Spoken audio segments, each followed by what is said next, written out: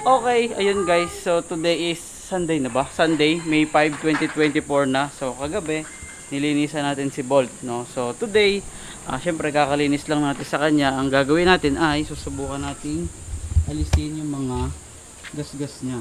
So di ko alam kung visible sa camera. Pero may mga gasgas siya dito na parang kalmat ng pusa. Something like this. Nasaan? Focus.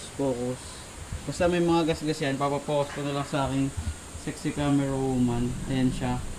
Ayan. Papapokus na lang natin sa kanya mamaya para makita nyo. No? So simulan na natin to. Ang gagamitin natin today ay itong nabili natin sa DIY shop. Ayan.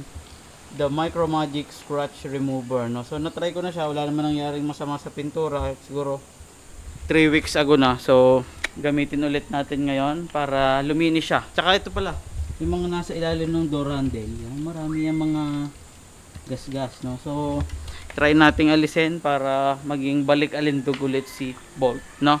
Yun lang. Let's go. Okay, simulan natin dito guys. So, una, syempre yung step, alisin natin yung gabok. I-wipe lang natin just to be sure. Tapos, maglalagay tayo nito sa malinis na cloth. Siyempre sa bagong laba. Siyempre kalugin nyo muna. Yan, unti lang muna. Tapos, dahan-dahan yung i-apply dito sa gasgas. Sa gasgas lang siya nakatutok. Oo nga. Zoom na zoom? Oo. Paano yung kamay ko? Mamaya na lang iiwalay mo na ganyan. Yan. Tapos, yan, makikita nyo. Unti-unti siyang mawawala. Soft lang. Huwag nyo masyadong diinan. Yan. Wala ba? Yan, nawala na siya. Tapos, after nyong lagyan, pag satisfied na kayo, pwede nyo nang i-wipe off ulit yung labis na liquid. No? Yan. Di okay na. Yan. Tapos, ito ngayon, maglalagay tayo ngayon ulit ng konti. Yan, nasa basahan na. Napakamay paputik. Tapos, ihahaplos lang natin dito. Yan, tumulo na. Tapos, tingnan natin kung maalis niya yung gasgas. Para may ibalik na lang natin dyan.